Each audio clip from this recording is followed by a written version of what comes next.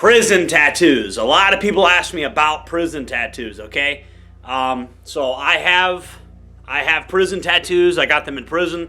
People are pretty fascinated by my ink. Everybody begs me, you need to go into specifics about what each one means. But, you know, it's very personal to me, and I don't want to get in trouble with YouTube, and there's just different politics in prison. And with the militia I used to be in, I used to live in an entirely different world than most people live in. To society, my tattoos are very, very, very extreme, okay? The average member of the general public does not understand my tattoos. It's not really meant to be understood by the general public, guys. My tattoos are something that's supposed to only be understood in certain circles for a reason, right? And obviously people see this, people see this one, and they're like, this is the one that gets everybody's attention, okay? And yeah, it is what it looks like, you know? This is what we call Eye of Odin in prison, okay? It is kind of like a basic symbol for this guy is one of the white guys, all right? And having it on your wrist is like very, it's basically a huge flag immediately showing everybody in the dorm like what team you're on, basically. Okay, so tattoos in prison is part of survival. Tattoos in prison is part of identifying what team you are on. Okay, and what team you are on is very often like racial in prison. Okay, it's not, people don't get tattoos for fun, okay? So I got people that watch Stefan Molyneux a little too much. Some of you Stefan Molyneux fans are like, oh, you like advertising your mental illness on your sleeves.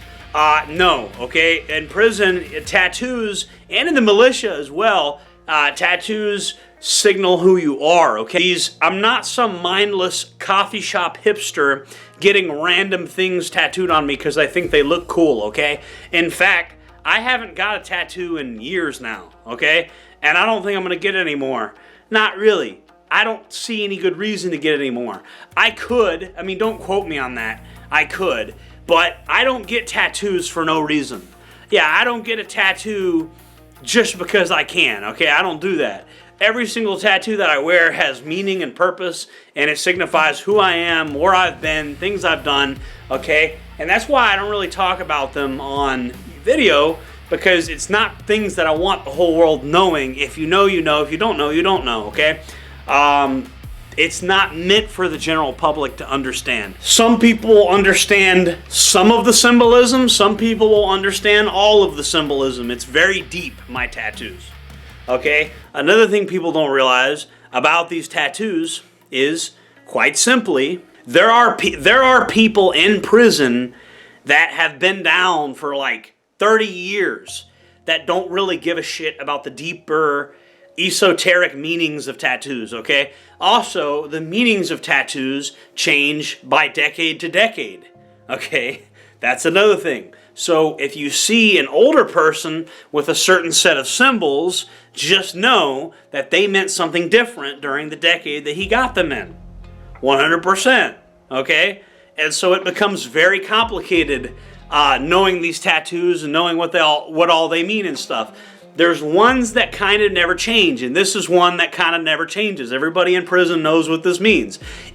When you have this tattooed on you in prison, it means that you're with the white guys. It's what it means, okay? It's what it means out here too. It actually means that out here as well. And again, it's a tribal marker. It shows like what team you're on. And this is a matter of life and death in prison, okay? I'm not some guy that went to a tattoo parlor and said, "Oh, those are cool, put those on me." No, this is a matter of life and death in the places I've been in. Okay? In my other video called Tattoos Are Tactical, I break down how they can break up the shape of the human arm, how they make you more combat effective. I broke down in that video how they can contribute to team morale, basically how they break up the shape of the arm, how tattoos are more or less tactical. Pick and poke is really what they do in county jail more than prison in Florida, okay? In prison, we can actually make tattoo guns, and there's more materials to make tattoo guns with. You can make them with electric shavers.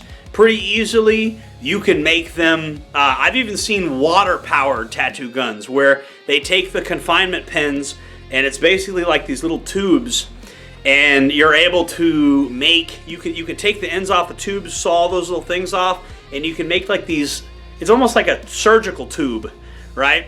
And I've seen people make tattoo guns that have a piston and it's powered by nothing but water. I've seen it. The things these people make are excellent. Like, it's the ingenuity of prisoners is really insane. The eyeballs here were done by my friend Gorilla White. Gorilla White was a legendary tattoo artist. He's a legendary artist in general, okay? That guy is a fucking legend in more ways than one, okay? That guy is a hell of an artist and a hell of a fighter. They're just a tool to put symbolism on your body, okay? And they were meant to have tribal affiliation. People in the military use them to show that they're in the military. People that are Odinist put Odinic symbols tattooed on them. It wasn't until very recently that people would put stupid, frivolous shit on their body, okay? Face tattoos used to really mean something. They used to have to be earned, okay? It wasn't, not just anybody could have a face tattoo.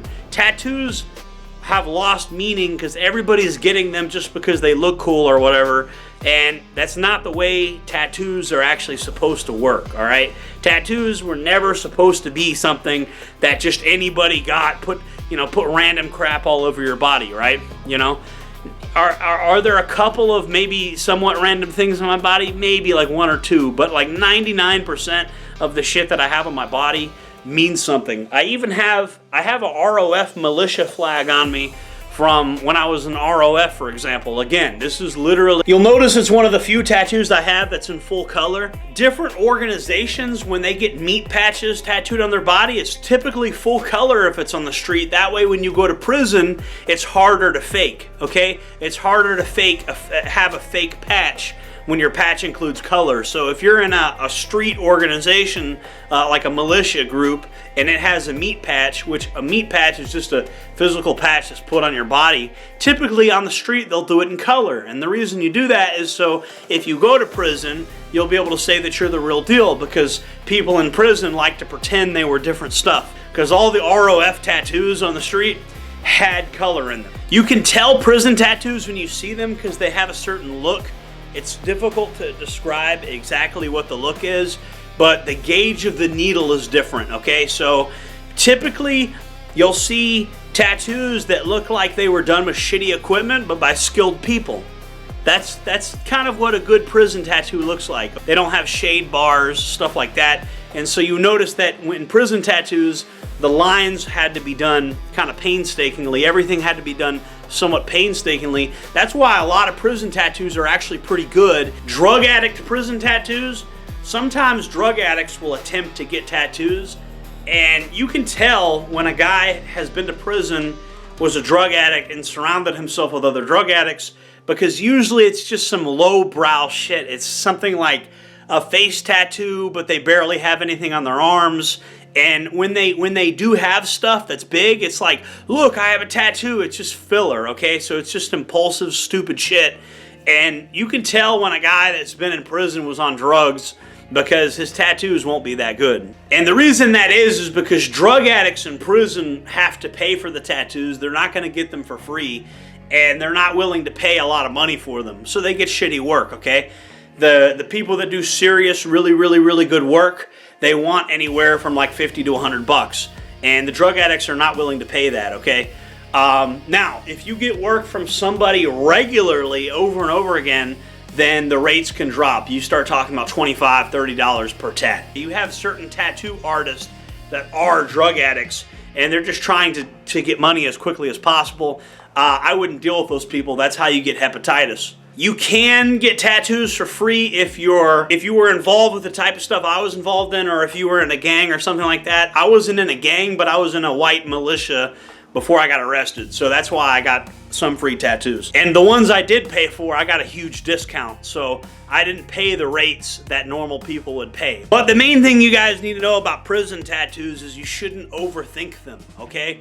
They kind of mean what they mean, okay? What you see is what you get. There may be some deeper meaning to them. It changes by region and it changes by decade, okay?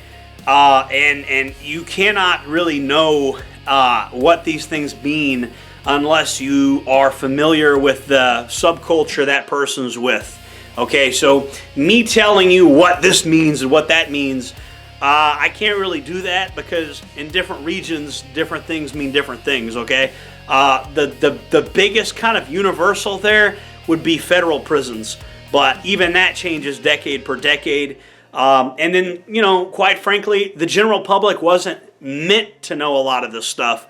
And I want to be respectful of the people that I don't want to expose everybody's secrets, okay? Some things were not meant to be shared with the general public, okay? And that it just is what it is. And I'm not trying to piss off a bunch of people for no reason. But generally speaking, tattoos in prison signify who you are, what you represent. Yes, there's a bunch of people that get meaningless garbage, meaningless, stupid things. I'm not one of them. But yes, there's a growing number of people that do that, even in prison, especially these young people, just getting random shit that they think is cool in the moment.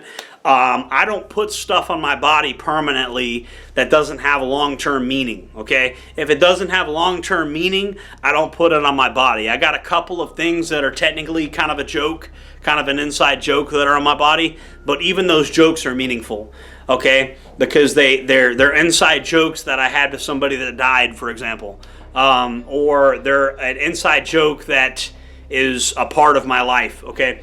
So everything on me has some form of deep meaning. The gang sergeants will actually photograph tattoos once every 2 years, and before you get released, they want pictures of your tattoos, okay? That's important to them. Even if you're not in a gang, it doesn't matter. They know it symbolizes who you are and what you represent. They know that. And that's why the gang sergeants come through twice a year and they photograph everybody's tattoos and they want to see if you have any new work. They want to document the tattoos that everybody has in there. That's the reason.